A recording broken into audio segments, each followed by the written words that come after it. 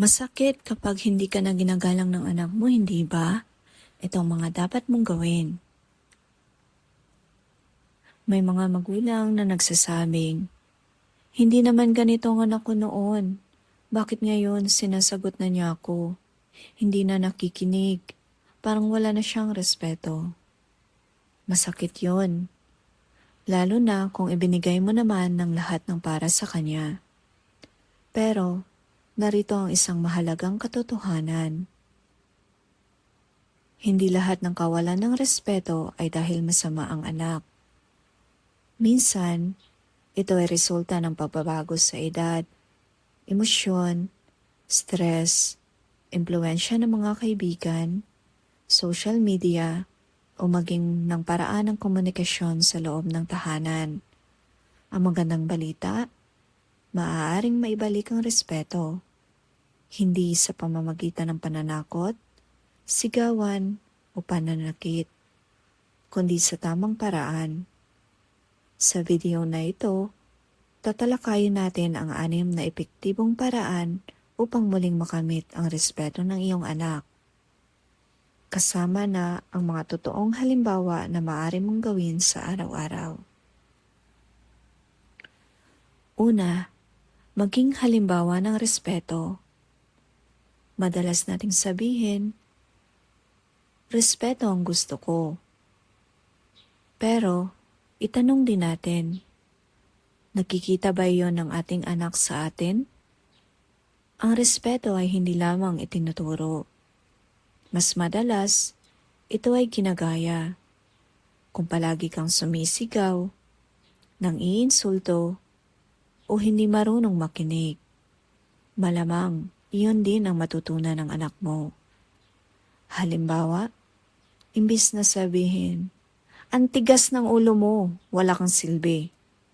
Mas mabuting sabihin, nadidismaya ako sa ginawa mo. Pag-usapan natin kung paano ito maaayos. Magkaiba ang epekto. Kapag nare-respeto mo ang dignidad ng anak mo, mas natututo rin siyang igalang ka. Pangalawa, magtakda ng malinaw na hangganan. Ang pagmamahal ay hindi nangangahulugang lahat ay pinapayagan. Ang mga batang walang malinaw na limitasyon ay kadalasang nahihirapan matutong gumalang sa otoridad. Kailangan nilang malaman ano ang tama, ano ang mali, at ano ang magiging bunga ng kanilang mga desisyon.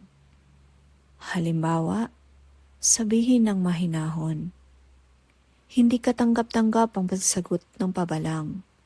Kung gusto mong magsalita, gawin natin yon ng may respeto. Kung patuloy siyang sumisigaw, maaaring sabihin, ipagpapatuloy natin ang usapan kapag pareho na tayong kalmado. Hindi ito pagpapatalo. Ito ay pagpapakita ng tamang paraan ng pakikipag-usap. Pangatlo, makinig bago magalit. Minsan, hindi naman talaga suwail ang anak. Hindi lang siya naririnig. Kapag nararamdaman ng isang bata o teenager na wala namang nakikinig, mas nagiging agresibo siya sa pagsasalita. Halimbawa, umuwi ang anak na bagsak ang grades. Imbis na agad sabihin, puro cellphone ka kasi. Subukan mo nang itanong, may problema ba sa school? May nangyari ba? Maaaring malaman mong binubuli pala siya o nahihirapan sa isang subject. Kapag nararamdaman niyang handa kang makinig, mas magiging bukas din siyang makinig sa iyo. Pang-apat, huwag pairalin ng galit sa disiplina. Kapag galit tayo, madalas masakit ang mga salitang lumalabas. At ang mga salitang yon, maaring hindi na mabawi. Ang layunin ng disiplina ay magturo, hindi kumante. Halimbawa, kapag sinagot ka ng anak mo, imbes na sampalin o sigawan, huminga muna. Magbilang hanggang 10. Saka sabihin, hindi tama ang paraan ng pakikipag-usap mo. Pag-uusapan natin to mamaya kapag kalmado na tayo. Mas mataas ang posibilidad na matuto siya. Kapag hindi siya natatakot, kundi naiintindihan ang kanyang pagkakamali. Panglima, bigyan ng responsibilidad at pagkakataong kumita ng tiwala. Hindi natututunan ang respeto sa sermon lang. Natututunan din ito sa responsibilidad. Kapag may obligasyon ng anak, mas naiintindihan niya ang halaga ng disiplina. Halimbawa, maaaring siya ay maghugas ng plato, maglinis ng sariling kwarto, o tumulong sa simpleng gawaing bahay. Kapag nagawa na niya ito, purihin siya. Sabihin, "Salamat, malaking tulong ang ginawa mo." Ang simpleng pagkilala ay nakapagpapataas ng kanyang tiwala sa sarili. At ang taong may tiwala sa sarili, mas madaling matutong gumalang sa iba. At pang-anim, palakasin ang relasyon, hindi lang ang otoridad. Maraming magulang ang gusto ng respeto, pero kakaunti ang naglalaan ng oras. Ang respeto ay mas tumitibay kapag may koneksyon, hindi lang kontrol.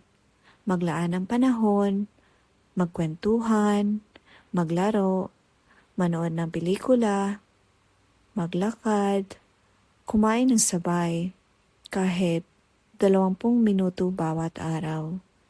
Kapag nararamdaman ng anak na mahalaga siya sa iyo, mas malamang na igalang ka niya. Hindi dahil natatakot siya, kundi dahil mahal ka niya. Kung pakiramdam mo ay nawawala na respeto ng anak mo, huwag mawala ng pag-asa. Ang respeto ay hindi nabubuo sa isang araw, at hindi rin ito na ibabalik sa isang pag-uusap lamang. Ito ay bunga ng pagiging mabuting halimbawa, malinaw na hangganan, pakikinig, maayos na disiplina, pagbibigay ng responsibilidad, at higit sa lahat, isang matatag na relasyon. Tandaan, ang anak na ginagabayan ng may pagmamahal at respeto ay mas malamang na lumaking marunong ding gumalang sa iba. Kung nakatulong ang video na ito, huwag kalimutang i-like, i-share at mag-subscribe para sa mas marami pang makabuluhang content tungkol sa pamilya, pagpapalaki ng anak at personal na pag-unlad. Maraming salamat sa panonood at magkita-kita tayo sa susunod na video.